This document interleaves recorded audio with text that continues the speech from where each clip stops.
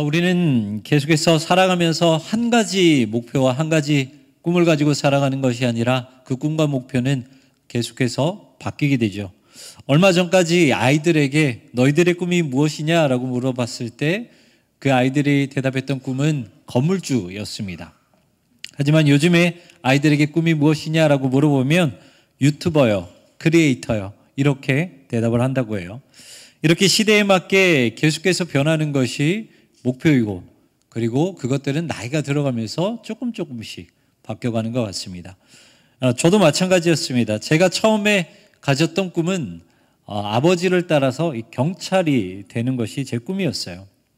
물론 이 경찰이라는 직업이 결코 쉬운 직업은 아닙니다. 하지만 이 뭔가 아버지랑 같이 출근하면 정말 멋있겠다라는 그 로망이 제 안에 있었어요. 그래서 꼭 경찰이 되고 싶다라는 것을 생각했다가, 그러다가 이제 시간이 좀 지나고 나서 여러분 기억하실지는 모르겠지만 예전에 러브하우스라는 프로그램 혹시 기억나시나요?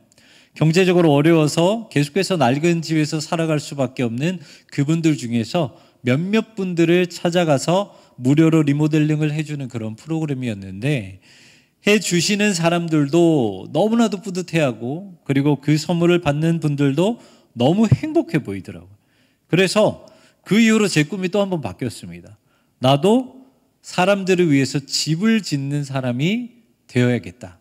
그래서 이제 건축 쪽으로 이제 진로를 잡고 회사도 건설회사로 들어가게 되었습니다. 그런데 여러분, 지금 결국 무엇을 하고 있습니까? 목사를 하고 있습니다. 수많은 꿈이 있었고 수많은 여러 가지 길들이 있었지만 결국 하나님이 지금까지 인도하시는 길은 목사였다는 것입니다. 그런데 참 무서운 것이요, 이전에 섬겼던 교회 집사님들이 한 번은 이렇게 물어보셨어요. 목사님은 혹시 돌아갈 수 있다면 언제로 돌아가고 싶습니까? 라고 물었을 때 저는 중학교 때로 돌아가고 싶어요 그랬어요. 그때 정말 공부를 제대로 못 해봤기 때문에 최선을 다해서 공부를 좀 한번 해보고 싶어요 라고 말씀을 드렸더니 그 중에서 한 집사님이 이렇게 말씀하셨습니다. 목사님이 무슨 일을 하셨더라도 지금 이 자리로 오셨을 거예요. 저는 그 말을 듣고 너무 무서웠어요. 공부를 정말 잘해서 서울대를 가든 사업에 정말 성공해서 부자가 되든 무엇을 하든 결국 목사가 된다는 말이 여러분 얼마나 무섭습니까? 소름이 확 돋았습니다. 그렇다고 목사가 된 걸 후회한 것은 아니고요. 제가 무슨 말씀을 드리고 싶냐면 잠언 16장 9절의 말씀을 드리고 싶어서요. 사람이 마음으로 자기의 길을 계획한다 할지라도 그의 걸음을 인도하시는 이는 결국 누구라고 말씀하십니까? 여호와 하나님이라고 말씀하고 계십니다. 우리가 가진 꿈들이 계속 바뀐다 하더라도 그 모든 과정은 결국 하나님의 인도하심 안에 들어가 있다는 것이죠. 그렇다면 여기서 우리는 질문할 수 있습니다. 결국 어차피 하나님이 원하는 길로 가게 된다면 굳이 꿈을 찾거나 노력하거나 이렇게 할 필요가 있을까? 하나님은 어떤 방법이 되었든 당신이 원하시는 길로 우리를 인도하실 텐데 내가 과연 노력을 할 필요가 있을까라는 질문이 자연스럽게 생기게 되어 있죠. 그렇습니다. 하나님은 세상을 운영하시는 분이기 때문에 모든 길은 하나님의 섭리대로 움직일 수밖에 없어요. 하지만 하나님께서는 그 모든 과정 안에서 우리에게 주신 또 다른 선물이 하나가 있습니다. 그 선물은 바로 자유의지라는 거예요. 우리가 우리의 뜻에 맞게끔 우리의 결정에 따라서 할 수 있는 자유의지를 우리에게 주셨죠. 그래서 그 자유의지를 가지고 우리가 무엇을 선택하느냐에 따라 하나님께 영광 올려드리는 인생을 살아갈 수 있고 아니면 하나님과 정반대의 삶을 살아갈 수도 있다는 것입니다. 우리 그리스도인들은 하나님의 뜻을 찾고 하나님의 뜻에 순종하며 하나님이 인도하시는 삶을 따라가는 사람들이죠. 그래서 우리의 인생이 하나님께 쓰임을 받고 하나님의 역사에 동참하는 인생이 되어간다면 그만큼 감사한 인생이 감사한 인생이 없다는 것입니다. 그러기 위해서는 우리가 반드시 해야 될 것이 있습니다. 우리가 비록 언제 쓰임을 받고 어떻게 어떠한 모습으로 사용될지 모르지만 그럼에도 불구하고 우리는 하나님께 쓰임받기 위해 우리에게 주어진 모든 일에 있어서는 최선을 다해야 된다는 것입니다. 하나님께 쓰임을 받을 수 있는 일을 찾아서 노력하는 것이 순서가 아니고요, 나에게 지금 맡겨진 일에 최선을 다하면서 하나님께 쓰임받기를 기대하며 기다리는 것이 우리의 몫이라는 것입니다. 사랑하는 성도 여러분, 지금 여러분이 하고 계신 모든 일들이 하나님 나라의 도구가 될 수 있습니다. 내가 하는 일이 하나님의 일에 무슨 도움이 되겠어? 예배와도 상관없고 하나님이 일하시는 것과 전혀 상관없는 것처럼 느껴지는데 하나님이 나를 어떻게 사용하시겠어? 라고 생각하지 마시길 바랍니다. 하나님은 어떤 모습이 되었든 준비된 자를 사용하십니다. 느헤미야를 한번 보십시오. 느헤미야는요, 포로 3세예요. 그러니까 남유다가 멸망하고 포로가 된 것에는 전혀 상관이 없는 사람이 이 느헤미야라는 것입니다. 그리고 느헤미야는 술 맡은 관원장이었어요. 페르시아 황제의 최측근인 사람이었고요. 이미 부귀영화를 다 누리고 있었던 귀족 중에 귀족이었습니다. 하지만 예루살렘 성전이 무너졌다는 소식을 듣고 그리고 거기에 있는 사람들이 고통을 받는다라는 그런 이야기를 듣고 그는 회개하고 옷을 찢으며 그 자리에 앉아서 하나님께 통곡했던 사람이, 그 모습을 보고 하나님은 느헤미야를 3차 포로 귀환 총독으로 삼으십니다. 그런데 가만히 보면요, 느헤미야가 하나님께 쓰임받았다라고 해서 무슨 신령한 능력으로 사역을 했을까요? 아니죠. 하나님은 느헤미야가 평소에 살아온 모습 그대로를 사용하셨어요. 느헤미야의 신앙, 느헤미야의 성실함, 느헤미야와 페르시아 황제의 관계, 이런 것들을 사용하셔서 느헤미야를 총독으로 부르셨다는 거예요. 우리도 마찬가지입니다. 우리도 하나님께 쓰임받는다고 해서요, 무슨 신령한 능력으로 쓰임받는 게 아니에요. 비록 어떤 모습으로 사용될지 모르지만 평소에 우리가 하는 모습을 통해서 하나님께 쓰임받게 되어 있다는 것입니다. 그래서 우리는 어떤 모습이 되었든 최선을 다해서 그 일에 열심을 다해야 되는 것이 중요하다는 것이죠. 오늘 본문은 다윗과 골리앗 이야기입니다. 이스라엘과 블레셋과 전쟁을 할 때 뭔가 싸워보기도 전에 이 이스라엘은 너무나도 두려워해요. 그래서 전쟁에서 패배할 위기에 처해지게 됩니다. 그 이유는 다름 아닌 딱 한 사람, 골리앗 때문이었죠. 자료에 의하면 이때 당시에 이스라엘 사람들의 평균 신장은 1m 50cm 정도 되었다고 합니다. 하지만 골리앗의 키는 어느 정도 되었습니까? 약 3m 정도가 되었어요. 그러니까 2배 정도 키가 컸다는 것이죠. 그러니 얼마나 두려웠겠습니까? 여기서 우리는 전쟁에 나가는 사람이 어떤 사람이었는지 조금 집중해 봐야 될 필요가 있는데요. 전쟁에 나간 사람들은 사울 왕과 이스라엘 군사들이었습니다. 그런데 그 이스라엘 군사들의 명단을 한번 쭉 봤더니 그 가운데는 이새의 아들 3명, 엘리압, 아비나답, 삼마, 이렇게 3사람이 포함되어 있다는 거예요. 먼저 사울 왕은 이스라엘 초대 왕입니다. 모든 권력을 누리고 있는 그런 사람이었죠. 그리고 이새의 아들 중 유일하게 이 3명만 성경에 이름이 기록되어 있는데요. 8명의 아들 중에서 3명의 이름만 기록되어 있고 그들만 전쟁에 참여했다는 것은 그만큼 아버지에게 인정받은 사람들이 이 3명이었다는 거예요. 그러니까 다시 말해서 이 블레셋 전쟁에 나간 사람들은 대부분 실력이 있고 인정받은 사람들이 전쟁에 나갔다는 거죠. 하지만 그들은 이 골리앗이라는 거대한 문제 앞에 아무것도 하지 못하고 그저 두려움에 떨고만 있었다는 것입니다. 그렇다면 다윗은 어떤 사람이었을까요? 다윗은 상대적으로 별 볼 일 없는 사람이었어요. 이새의 8명 아들 중에서 가장 막내였고요. 그리고 사무엘이 기름을 부어주기 위해서, 기름을 붓기 위해서 이새의 집에 찾아왔을 때 아예 부르지도 않았는 이 존재감 없는 사람이 다윗이었습니다. 하지만 다윗은 그렇다고 해서 자신의 처지를 한탄하지 않았어요. 아버지는 날 왜 그렇게 생각하시지? 아버지는 왜 나를 양이나 돌봐야 하는 사람으로 취급하고 형들에게 심부름 보내는 심부름꾼으로만 생각하지? 다윗은 단 한순간도 이런 생각을 하지 않았고요. 그저 자신에게 맡겨진 그 일을 성실하게 했다는 것입니다.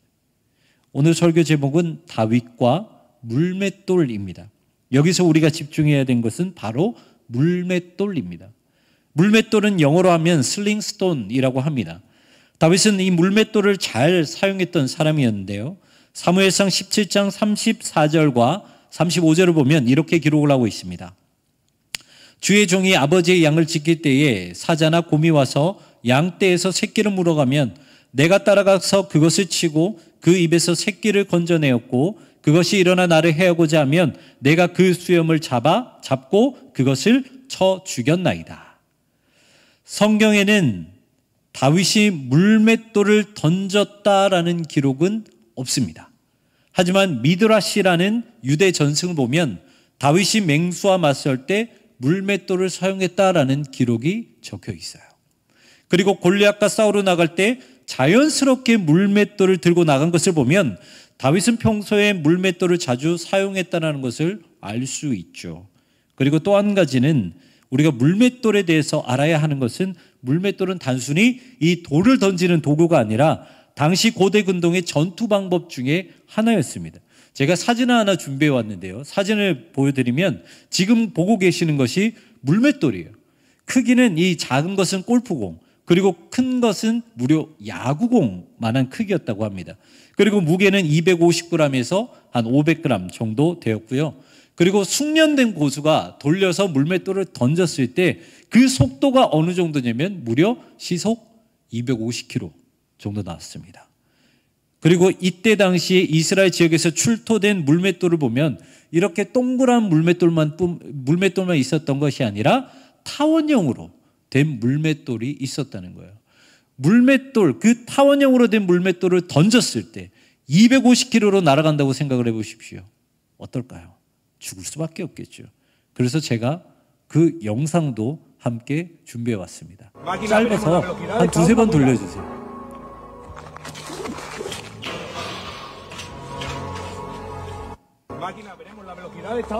잘 보이시나요? 던지면 저기 뒤에 있는 표적이 쇠판입니다. 쇠판이 물맷돌을 맞고 그대로 쓰러져 버리죠. 여러분 직접 보시니까 어떻습니까? 그냥 뭔가 우리는 이야기를 생각하면 야 그러면서 돌을 이렇게 탁 던진다고 생각을 하는데 저 물맷돌에 맞았다고 생각을 하시면 아무리 나이가 어리고 아무리 키가 작은 다윗이라 할지라도 골리앗은 죽을 수밖에 없다는 거예요. 그렇다면 다윗은 어떻게 골리앗을 죽일 수 있었을까? 운이 좋아서 죽일 수 있었을까요? 아니면 하나님이 모든 것을 싹 다 도와주셔서 다윗이 이길 수 있었을까요? 아니, 성경을 보면요, 하나님이 모든 것을 다 하셨습니다라고 기록된 곳은 한 곳도 없어요. 우리 사무엘상 17장 45절의 말씀입니다. 같이 한번 읽어보겠습니다. 다윗이 블레셋 사람에게 이르되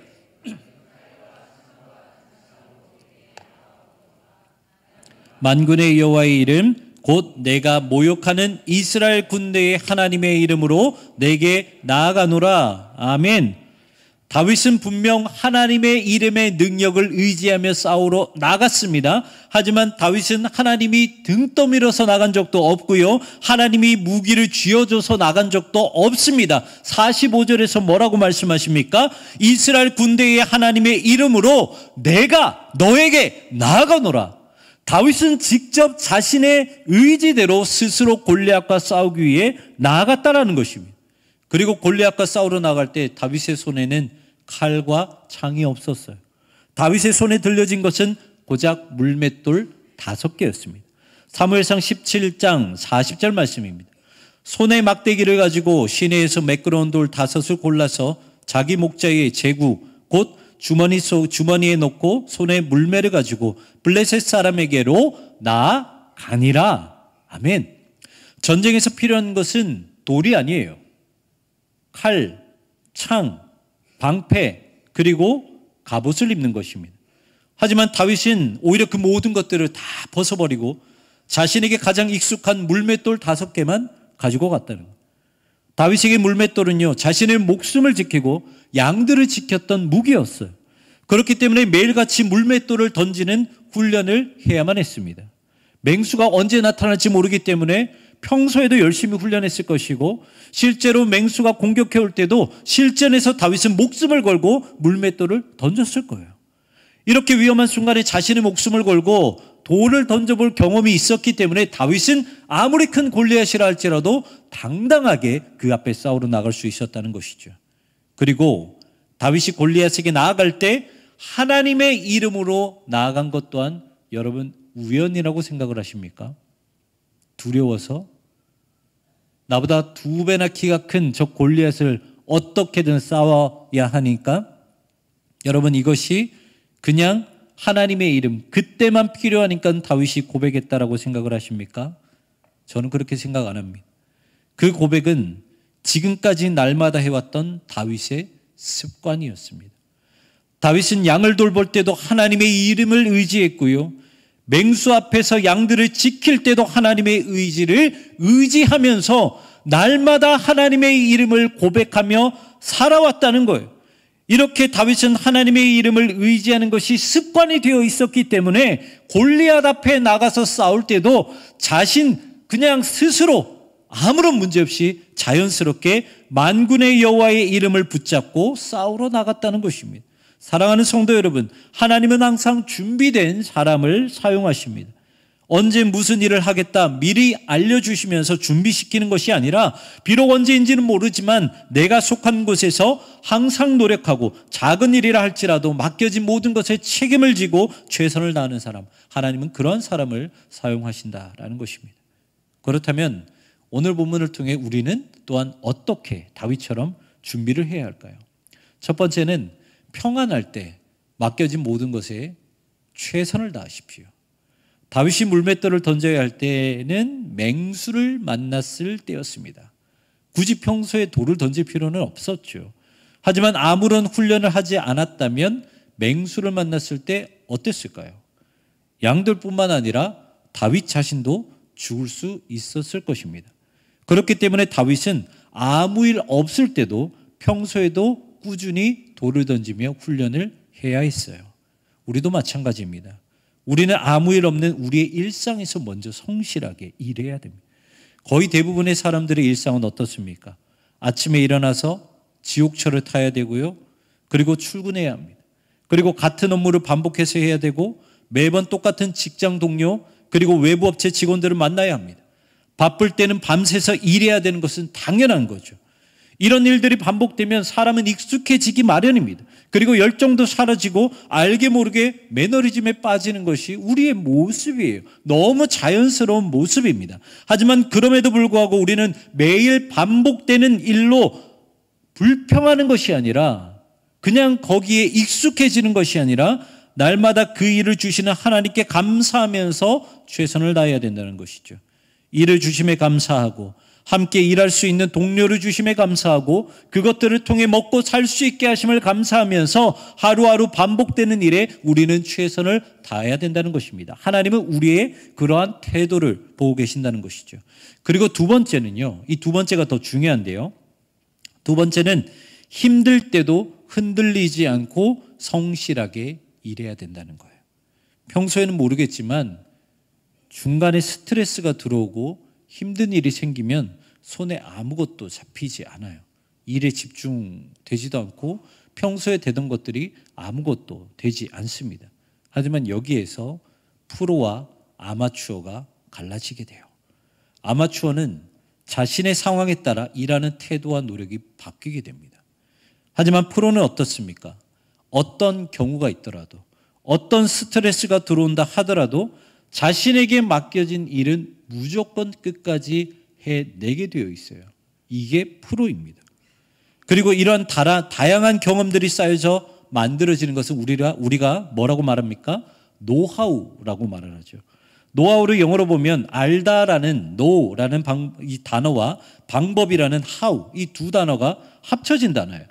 여러 상황에서 어떻게 해야 하는지 그 방법을 아는 것이 노하우라는 것이죠. 이런 노하우는 그냥 생기는 것이 아닙니다. 그리고 아무 일이 없는 평범할 때 생기는 것도 아니에요. 갑자기 문제가 생겼을 때, 내 상황이 어렵고 힘들어질 때 그런 것들을 버티면서 끝까지 일했던 이러한 경험들이 쌓이면서 만들어지는 것이 노하우입니다. 그리고 이러한 노하우가 많은 사람들은 어떠한 문제든 거뜬히 이겨내게 되는 것이죠. 다윗에게는요, 이러한 노하우가 있었어요. 평소에 성실하게 훈련했던 모습뿐만 아니라 맹수가 공격해 왔을 때 싸웠던 여러 가지 경험이 쌓였던 이 노하우가 있었다는 것이죠.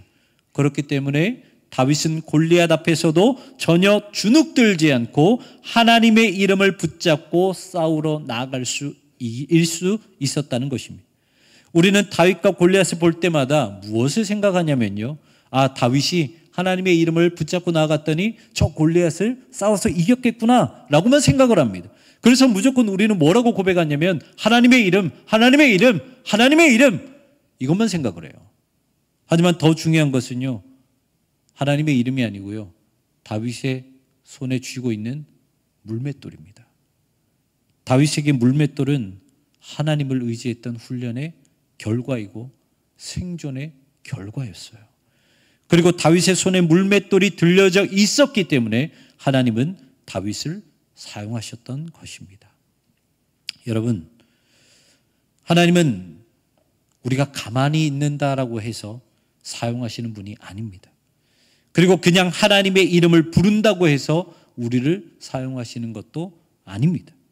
하나님은 그 손에 물맷돌이 있는 사람, 평소에 최선을 다하고 힘들고 어려운 순간에도 최선을 다하는 사람을 사용하신다는 것이죠.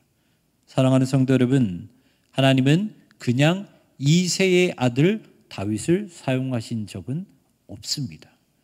물맷돌을 가지고 있는 다윗을 사용하셔서 골리앗을 이기게 하셨다는 것이죠. 여러분들은 물맷돌을 가지고 계십니까?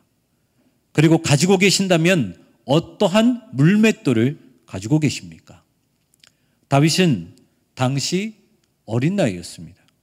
다시 말해 하나님께 쓰임받는 데는 나이가 상관없다는 거예요. 다윗은 목동이었고 가족에게도 눈에 띄는 존재가 아니었습니다. 다시 말해 우리가 어떠한 모습이든 하나님 앞에서는 상관없다는 거예요. 하나님은 우리의 상황과 처지를 따지시는 분이 아니라는 것입니다. 우리가 어떤 모습이든, 그리고 나이가 많든 나이가 적든 우리에게 맡겨진 모든 일에 최선을 다하시기 바랍니다. 그렇다면 여러분만의 노하우, 여러분만의 물맷돌이 생길 것이고 하나님은 물맷돌을 든 여러분들을 사용하실 것입니다. 그 은혜를 누리는 우리 모두가 되기를 주님의 이름으로 축원합니다.